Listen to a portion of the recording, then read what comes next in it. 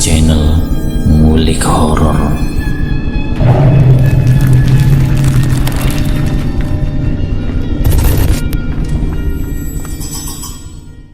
Assalamualaikum warahmatullahi wabarakatuh. Jumpa kembali di channel Ngulik Horor. Channel kami menceritakan tentang kisah-kisah misteri yang mungkin bisa menemani agan-agan dan sista semua ya. Kali ini saya akan melanjutkan kisah misteri yang berjudul Pesugihan Sate Gagak bagian yang kedua. Tak perlu berlama-lama lagi, mari kita simak ceritanya. Setelah semua dipastikan, malam ini pun mereka pulang. Hanya menyisakan aku sendirian di rumah baru ini, mencoba mengotak-ngatik handphone baru yang layarnya sebesar layar TV, sembari membaca buku panduannya, memutar musik lewat pengeras suara tanpa peduli malam hari. Assalamualaikum. Terdengar salam dari luar pagar rumahku. Terlihat dua security sudah berdiri di sana. Mau ngapain malam-malam begini manusia-manusia itu? Gerutuku dalam hati sambil berjalan menghampiri. Ya pak, ada apa? Masuk silakan, kataku berbahasa nasional biar terlihat tidak kampungan. Maaf mas, baru pindah ya? Sudah ke rumahnya Pak RT untuk mengisi keterangan sebagai warga baru? Tanya penjaga komplek itu. Besok saya ke rumah Pak RT, sekalian mau silaturahmi, basa-basiku. Ya sudah pak, kami permisi dulu. Oh ya, nama bapaknya siapa? Belum berkenalan kita pak, katanya sebelum beranjak pergi. Saya Bams, dan jangan panggil bapak, karena saya belum berkeluarga. Maaf Mas Bam, hanya menghormati saja, panggil Pak tadi. Ya sudah Mas Bam, selamat malam, saya lanjut bertugas lagi, ucapnya sambil bersalaman. Kembali ku tutup pagar rumah lalu masuk ke dalam mendengarkan lagu-lagu campur sari yang mengalun menghilangkan rasa sepi. Kopi sisa masih ku nikmati sembari mengepulkan asap rokok filter. Santai dulu, sudah pergi hidup susahku. Paparan sinar terik dari kegarangan penguasa siang mulai muncul, membuat pantulan sedikit menyilaukan. Mata ini baru terbuka karena merasa nyamannya tidur di kasur mahal dengan kamar ber-AC. Setelah mandi, aku langsung pergi ke warungnya Pak Karto, memesan kopi juga sarapan yang tertunda. Dari seberang aku amati toko sembako tempat aku kerja kemarin. 3 hari lalu, aku seperti orang itu bongkar muat barang dari truk ke gudang. Pekerjaan yang aku lakukan 1 tahun lebih tanpa mendatangkan kekayaan. Kini hanya berjualan semalam semua sudah terbeli. Bahkan sisa uang masih sangat banyak yang kini aku masukkan ke dalam lemari khusus di salah satu kamar yang aku keramatkan. Lihat apa sih bang? Tanya Pak Karto. Tidak pak, cuma teringat zaman waktu susah, jawabku. Beruntung kamu mendengarkan omonganku, sahut Pak Karto. Ya pak, namun mulai sekarang jangan panggil Bambang, nasib saya sudah lain, jelasku ke Pak Karto. Oh ya, lah kamu ganti nama siapa? Tanyanya sambil menahan tawa sembari menepuk pundaku.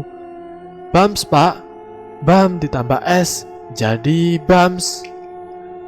Harta tidak akan menundukkan semua manusia, namun pemilik watak tamak akan selalu berpikir hanya hartalah yang mampu menjadi derajat dirinya tinggi, kekayaan yang menjunjung harga diri. Sungguh pemikiran dengan kedunguan mutlak, sangat rendah di hadapan Tuhan. Masih terduduk di warung milik Pak Karto, menikmati kopi hitam dengan sebadang rokok. Tiba-tiba bayangan wajah gadis itu melintas dalam angan tanpa permisi. Mengetuk hati mengabarkan rasa kerinduan yang tidak terelakkan lagi. gadis cantik anak tetangga di kampung halaman yang selama ini mengisi cinta tanpa tergantikan. Saat memikirkannya, tiba-tiba gadis itu melintas dengan diboncengkan oleh laki-laki yang entah itu siapa. Secepat kilat meninggalkan warung, langsung gas motor mengikuti kemana pergi kedua orang itu. Di sebuah warung bakso yang kemarin mereka datang ke sini lagi, berduaan lagi, sangat membuat kelukaan yang mendalam. Kecemburuan menyelimuti, hingga sebuah bisik terdengar untuk menanyakan siapa lelaki yang bersamanya itu. "Loh, Dek Nur di sini ya?" tanyaku basa-basi. "Loh, Mas, apa kabar? Lama sekali nggak pulang, Mas," kata Nur terkejut. Sengaja duduk di depannya sambil memesan bakso juga agar dapat lama mengobrol. "Mas Bambang sudah sukses ya sekarang, sampai lupa pulang," kata Nur Hayati. "Ah, Dek Nur bisa saja. Ya begini hidup Mas sekarang, Dek. Sudah nggak kayak dulu," jawabku sambil memperlihatkan apa yang aku pakai. "Oh iya, kenalin, ini Tommy, suami saya, Mas." Blar. Sebuah ucapan yang seakan menjadi sambaran petir di siang bolong. Betapa membuat hancur berkeping-keping rasa dalam hati. Ditambah laki-laki itu mengulurkan tangannya untuk menyalami, juga dengan senyum menyebutkan namanya. "Tommy, Mas," katanya berkenalan. "Saya Bams," jawabku singkat tanpa menoleh ke arahnya. Serasa ingin menyiramkan kuah bakso ke muka laki-laki di depanku ini, memasukkan semua sambal ke mulutnya agar tahu betapa lancangnya dia merebut bunga yang selama ini aku jaga dengan segenap jiwa raga. "Berapa semua, Bang? Sekalian sama pesanan mereka?"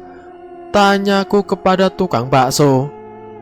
"Total semuanya 80.000, Mas," jawabnya. "Ini kembaliannya ambil saja." Aku memberikan uang selembar 100.000. "Oh ya, Dek Nur, saya buru-buru harus pergi dulu," ucapku menahan kecewa. "Loh Mas, kok nggak dimakan baksonya? Pakai dibayarin segala lagi," balas Dek Nur. "Selera makan tiba-tiba hilang. Mari Dek Nur." Motor aku arahkan ke rumah, memakirkan lalu masuk ke dalam. Dengan langkah gontai merasakan tikaman patah hati, serasa hancur kehidupanku, serasa dunia kiamat setelah mendengar ucapannya. Ingin berteriak sekencang-kencangnya agar dunia faham semua ini tidak adil. Kenapa harus laki-laki itu yang mendampingi dia? Kenapa bukan aku? Menghela nafas panjang dan tertunduk tanpa semangat, memutar lagu Cidro agar makin terasa kelukaan yang aku alami ini. Perihnya tanpa terucap lagi, tak mampu terkatakan betapa ini sangat sakit. "Halo Kang, ada di mana kamu sekarang?" sapaku kepada teman di ujung telepon. "Masih di jalan Mas, gimana?" jawabnya. "Oh oke, cepat datang ke sini ya. Belikan aku Jack Daniel 2 botol. Uangnya nanti aku ganti," pungkasku lalu menutup teleponku. Entah kenapa tersirat ingin mencoba minum yang beralkohol untuk mengusir kecewa. Mungkin dengan ini semua bisa terlupakan, menghilangkan tanpa mengingatnya lagi. Lagu Cidro yang semakin menyayat itu aku ganti dengan lagu Anggur Merah agar dahsyatnya terasa. Hampir petang, kedua pemuda itu baru tiba dengan membawakan apa yang aku pesan. Tanpa basa-basi lagi langsung aku tenggak minuman itu yang ternyata rasa panas seperti bara api yang masuk ke dalam tenggorokan sampai ke dada. "Yang 1 botol kamu buka Kang, mabuk aja dulu hari ini." "Iya Mas, lah ini acara apa? Kok pakai minum segala?" tanya salah satu pemuda itu. Hari ini aku lagi patah hati, Kang. Citra, kecewa, jelasku. Memang kamu punya pacar, Mas? Shh, pertanyaanmu itu loh, Jo, kata sahabat satu lagi. Tanpa bisa menjawab pertanyaan itu, semua terasa sangat berputar-putar.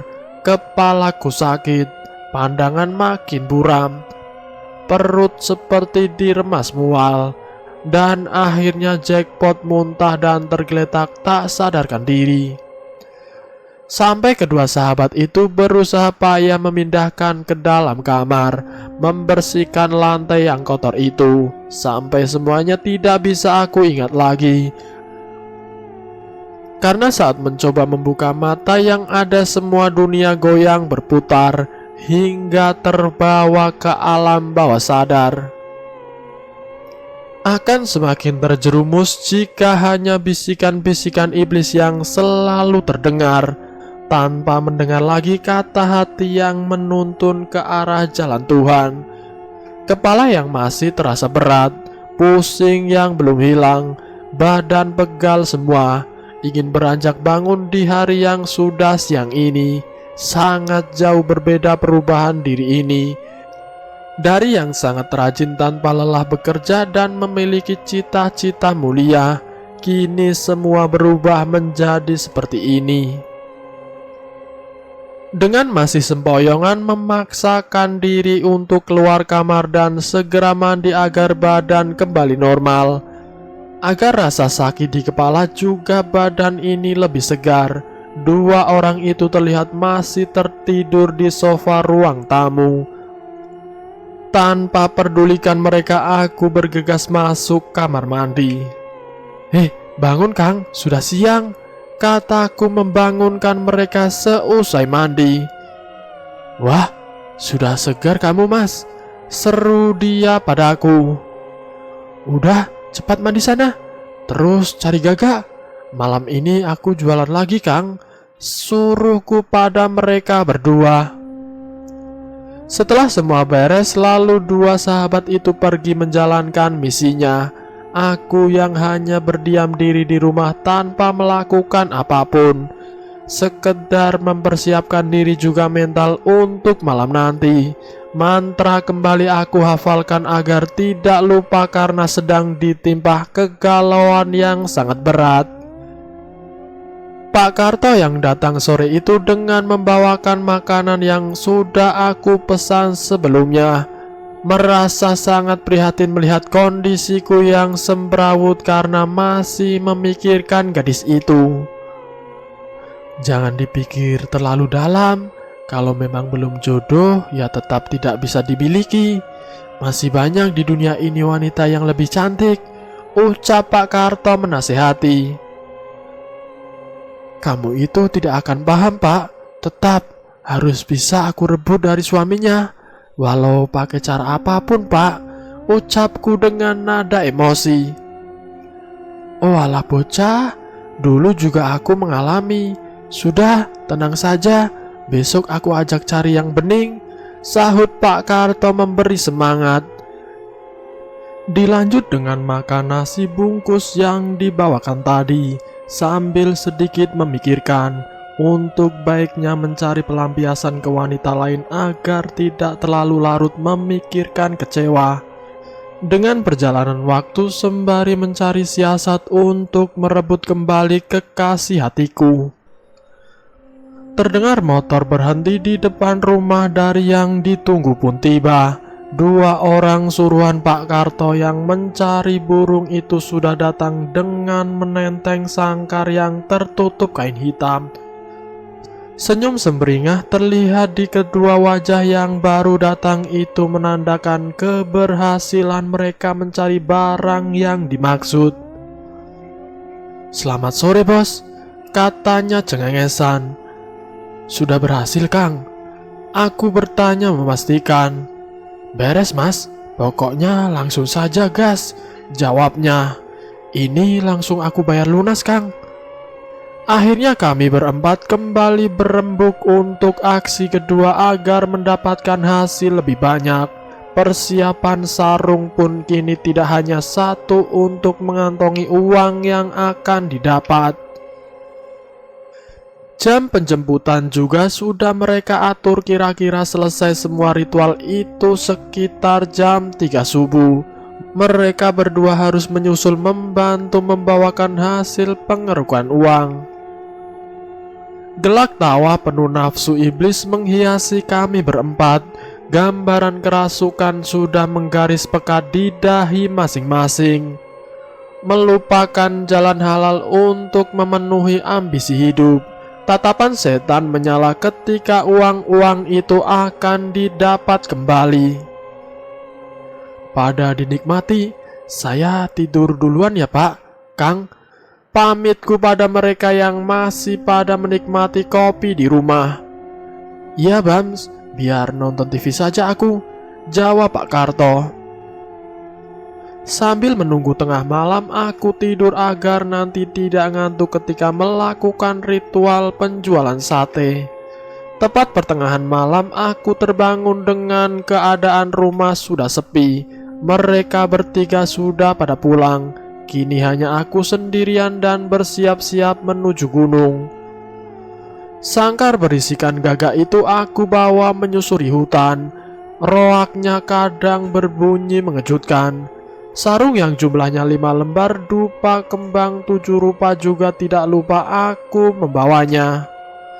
Kabut turun bersamaan dengan gerimis kecil menghiasi alam nan angker ini.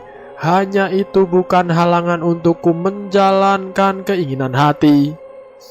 Desiran darah terkadang terasa mengalir, bergidik meremang bulu kuduk saat beberapa interaksi makhluk-makhluk mulai menjailiku. Setelah sampai di lokasi tepat di area yang seharusnya untukku berjualan, sosok hitam itu sudah bertengger. Mata merahnya menatap tajam ke arahku. Taringnya yang mengerikan itu terlihat jelas memutih. Hah? Ngapain gendruwo itu sudah ada di situ? Batinku. Dengan berpura-pura tidak melihatnya, aku datangi saja tempat itu. Tepat kami berdiri bersebelahan. Terlihat jelas rambutnya yang hitam tumbuh di permukaan kulit kasarnya. Cakarnya panjang sangat menakutkan. Setiap gerakanku perhatikan, bahkan berkali-kali kami saling bertatap muka yang membuat selalu merinding saat itu. Dengan cara berpura-pura tidak melihatnya semoga menjadi cara yang aman dan suksesnya ritualku. Kutuntun hati mengumpat ketika takut agar jangan sampai berdoa atau beristighfar. Kalau sampai itu terjadi maka akan gagal penjualanku. Dupa sudah aku pasang di berbagai sisi. Bunga juga aku tebarkan ke seluruh area. Sebelum memotong gagak tidak lupa pakaian yang aku kenakan semua sudah terlepas dari tubuh ini. Rapalan mantra dan mangkuk untuk menampung darah sudah aku persiapkan. Ketika hendak membuka sangkar itu baru teringat jika bara perapian belum aku nyalakan. Buru-buru aku nyalakan. Melakukan dengan yang awal sama persis. Setelah menyembelih gagak juga menampung darahnya. Baru memotong kecil-kecil terus menusuknya menjadi sate.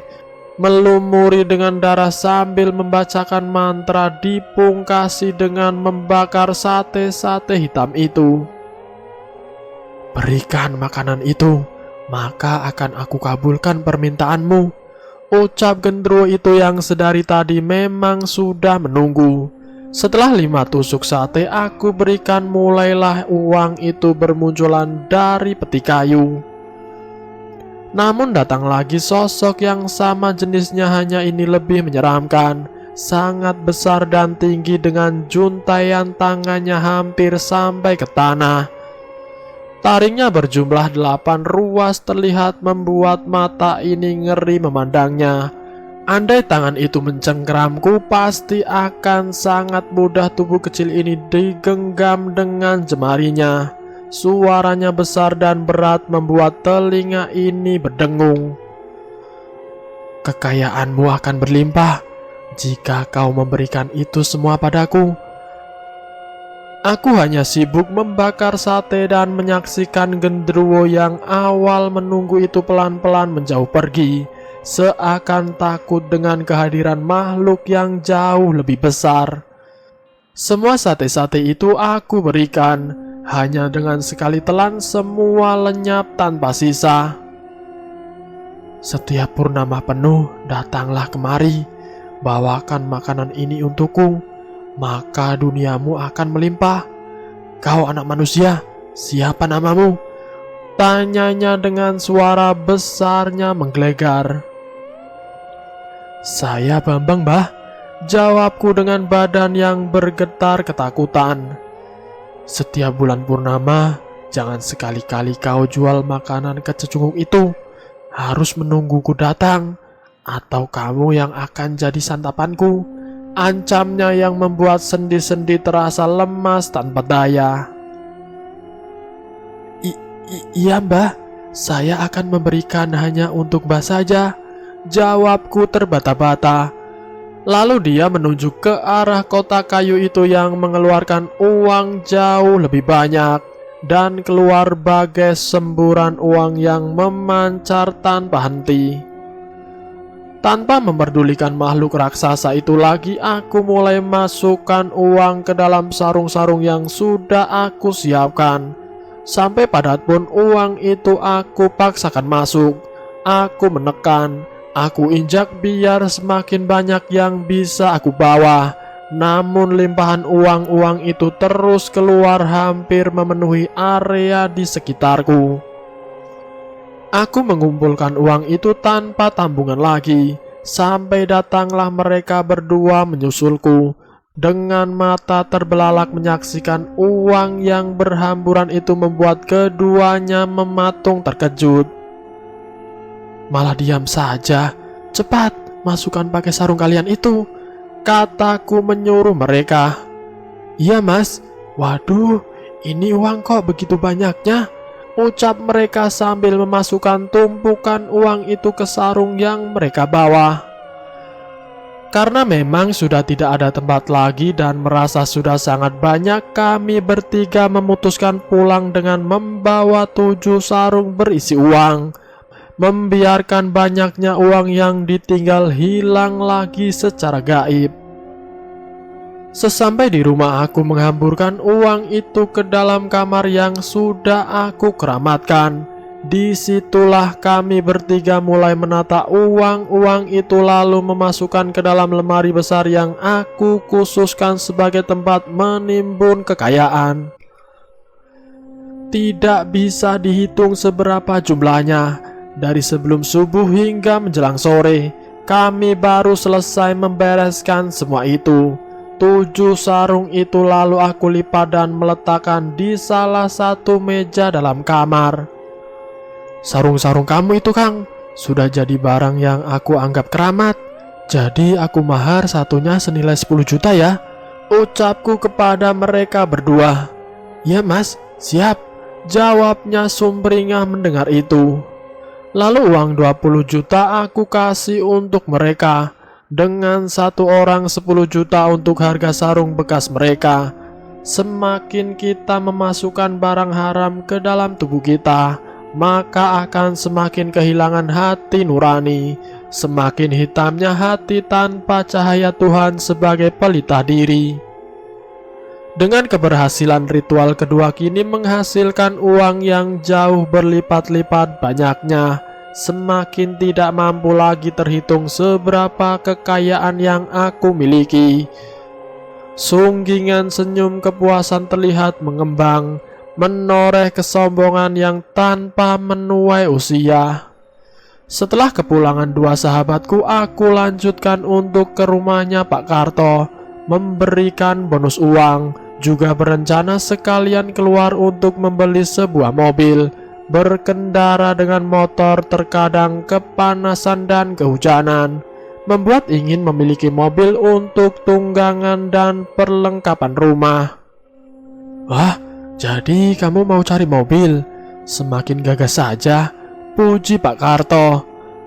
Rencananya Pak, udah capek pakai motor terus, bikin kembung, jawabku sambil memberikan bonus uang. Lah ini apa Bams? Tanya Pak Karto. Itu bagian kamu Pak. Sudah, saya permisi dulu ya, mau melihat-lihat showroom mobil.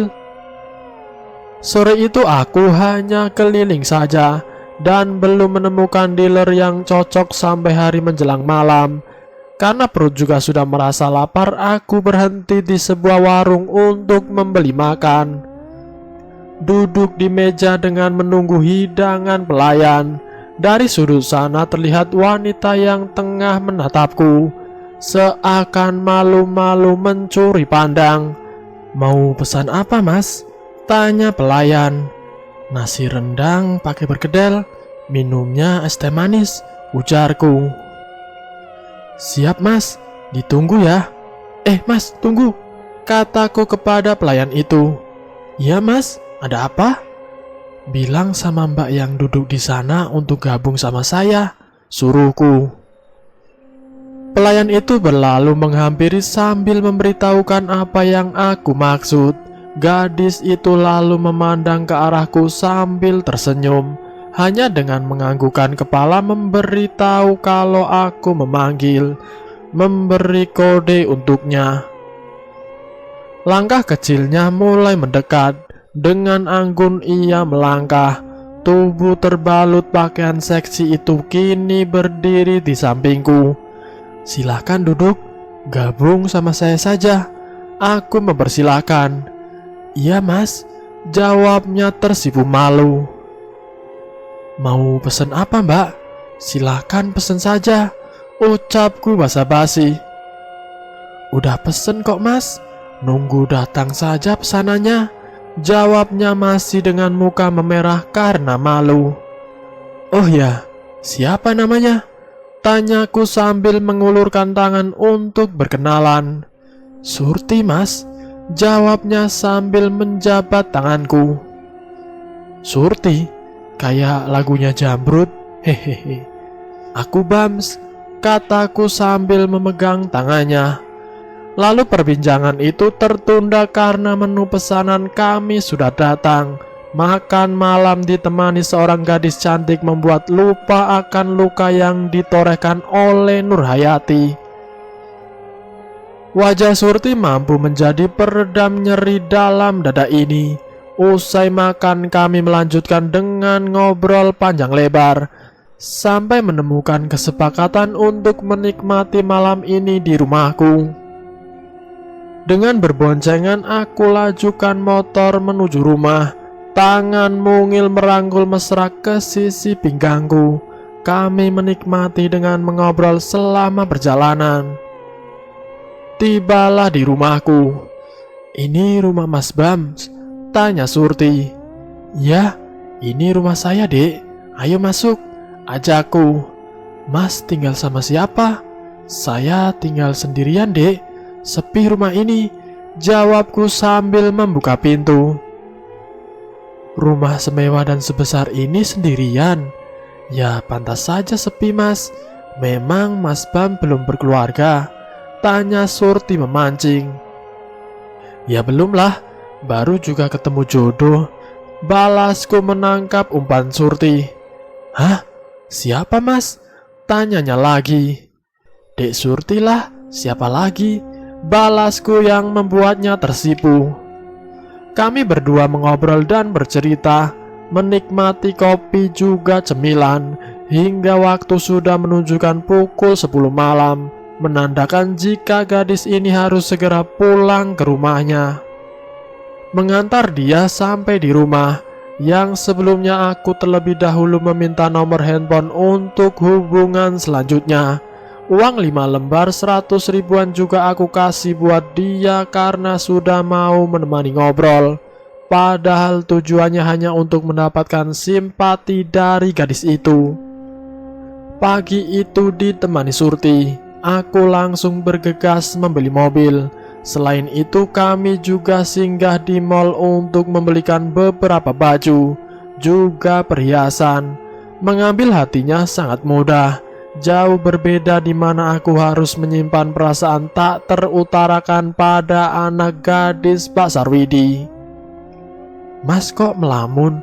Kejut Surti mengagetkan. Enggak dek, cuma berpikir soal bisnis mas saja, jawabku asal. Oh iya, emang bisnis mas Bam apa sih? Tanya Surti. Bisnis tambang dek. Iya, tambang di luar kota, balasku sekenanya. Tambang batu bara mas? Tanyanya itu tanpa ada henti untuk ingin tahu. Oh dek, batu bara di luar kota, kataku. Dan entah sejak kapan perasaan gadis ini makin berani untuk lebih intim, menggandeng tangan ketika berjalan memutari mal. Sampai terdengar telepon masuk dari dealer kalau sore ini mobil akan diantar ke rumah. Lalu aku ajak Surti pulang sambil menunggu mobil pesananku sampai. Selain itu entah ini cinta atau bukan, yang jelas Surti mulai jatuh dalam pelukanku, mempercayai cerita yang aku buat. Bahkan dia juga terlihat sangat ingin hubungan ini berlanjut ke tahap yang lebih serius.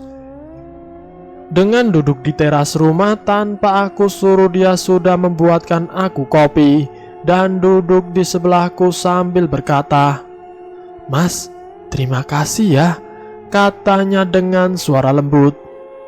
"Terima kasih buat apa dek?" ucapku. "Buat ini. Sudah beliin Surti baju, perhiasan, juga baik sama aku, bikin aku jatuh cinta," pengakuannya padaku. "Iya, sama-sama dek. Mas lakuin itu semua karena cinta sama adek," kataku.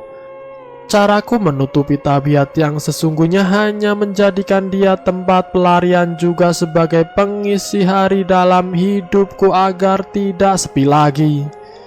Cinta tanpa rasa yang tulus itu kebohongan. Mengorbankan perasaan juga menyia-nyiakan waktu kehidupan dengan peranan sandiwara. Rasa yang sesungguhnya itu rasa yang dihadirkan, dijaga juga selalu didoakan. Bulan malam ini masih belum sempurna untuk penuh. Masih ada 2 hari lagi untuk memerah menjadi purnama. Namun semua sudah aku persiapkan untuk ritual di malam purnama nanti. Gagak, arang, dupa semua sudah dipersiapkan di rumah 2 sahabat. Malam itu aku berpamitan dengan Surti kalau hendak keluar kota meninjau bisnis di sana. Tapi yang sebenarnya di rumah aku jadikan tempat rundingan untuk kami bertiga. Karena Pak Karto malam itu tidak bisa hadir dikarenakan sakit demam. "Semua sudah beres kan Kang? 2 hari lagi aku berangkat." "Sudah aman Mas Bos, tinggal berangkat saja. Semua sudah disediakan komplit," jawab kedua suruhan Pak Karto. "Ya Kang, kalau sudah beres santai saja. Ayo berangkat karaoke," ajakku ke mereka berdua. Kami bertiga dengan menaiki mobil baru yang harganya 2 miliar, meluncur ke sebuah tempat karaoke, memesan room VIP juga 4 wanita bohai pemandu lagu. Tidak lupa juga memesan beberapa makanan, minuman beralkohol agar semakin hot bernyanyi dan bergoyang. Lagu andalan yang pertama aku lanturkan adalah lagunya Jamrud dengan judul Surti. Karena tanpa aku sadari bunga-bunga cinta mulai tumbuh meski hanya sebatas kuncup saja. "Mbak, kamu tolong goyang ngebor ya," suruhku kepada gadis yang sedari tadi hanya duduk merokok. Iya mas, goyangnya di sini apa di depan situ mas?" dia bertanya. "Ya di depan, masa ngebor sambil duduk," kataku. "Siap mas, tapi tipsnya ditambah loh ya," Elsie itu merayu. "Gak usah khawatir mbak, bosku ini juragan, duitnya buat sendiri kok," cerocos sahabatku yang mulai mabuk. "Oh siap mas, Siap ngebor saya, katanya sambil maju ke depan. Dengan menikmati minuman goyangan iblis betina ditambah musik koplo, suasana remang-remang ini membuat kami terlarut dalam pelukan maksiat.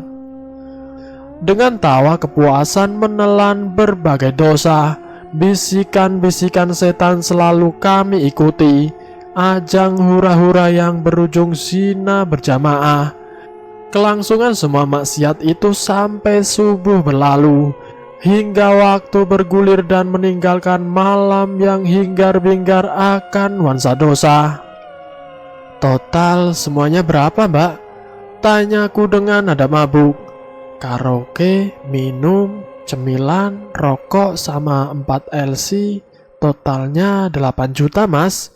Jawab kasir itu. Oh, cuma segitu habisnya. Saya tambah 1 juta lagi. Dibagi sama 4 wanita tadi, 200 per orang. Ucapku sambil menyodorkan uang 9 juta. Mas ini baik sekali. Sering-sering kesini ya, Mas, rayu petugas itu.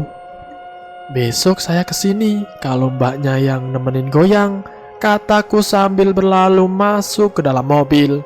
Dengan keadaan teler kami bertiga pulang ke rumah.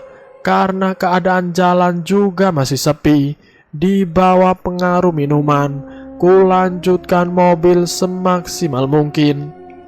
Tiba-tiba prak, bunyi benturan di bemper depan. Apa, Mas? Nabrak apa? Tanya teman yang masih mabuk. Nggak tahu, biarkan saja, balasku. Mobil tetap kulanjutkan kencang sampai tiba di rumah. Hanya melihat sekilas depan mobil ringsek dan hampir pecah. Tanpa pedulikan semua itu, aku langsung masuk dalam menuju kamar. Lalu bantingkan badan ke kasur, hilangkan kepala yang sakit. Azan asar berkumandang dari kejauhan sampai aku dibangunkan oleh salah satu sahabatku. Mas, ada tamu, katanya. Siapa, Kang? Aku bertanya sambil ngantuk. Tanpa dijawab pertanyaanku, orang itu berlalu keluar kamar. Setelah aku lihat 2 petugas kepolisian sudah duduk di ruang tamu dengan pakaian dinasnya. Selamat sore, Pak, sapa petugas kepolisian. Iya, sore, Pak. Aku menjawab dengan kepala masih sakit. Apa benar itu mobil Bapak yang terparkir di luar? Polisi itu bertanya. Iya, betul sekali, mobil saya, Pak. Ada apa ya? Tanyaku bingung. Tadi pagi siapa yang mengendarai mobil itu, Pak? Dengan menabrak ibu-ibu beserta anak yang digendongnya. Kembali Bapak petugas itu bertanya.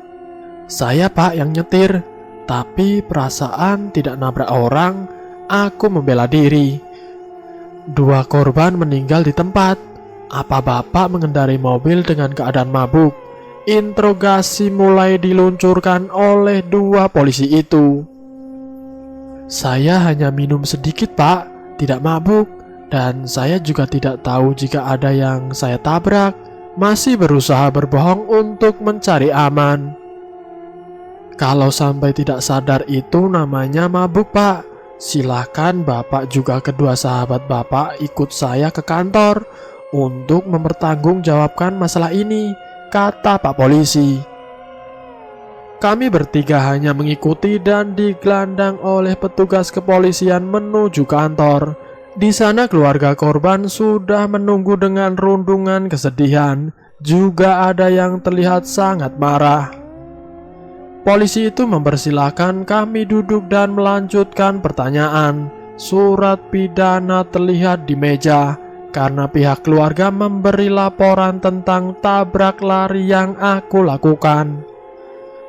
Namun di sini aku masih mencoba untuk berdamai, meminta tuntutan itu dibatalkan dengan membayar uang ganti rugi ke pihak korban. Juga membayar denda untuk kepolisian. Namun di sini suami dari korban tidak ingin damai.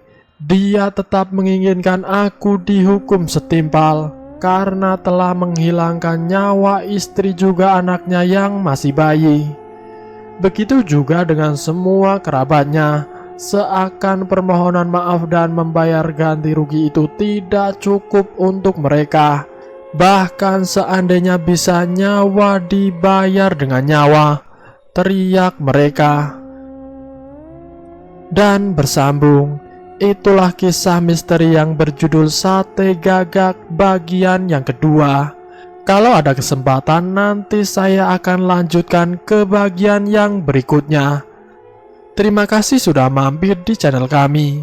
Jika kalian tertarik dengan video kami, silahkan tekan tombol like, share, dan komen. Tekan subscribe untuk mengikuti video kami selanjutnya. Wassalamualaikum warahmatullahi wabarakatuh.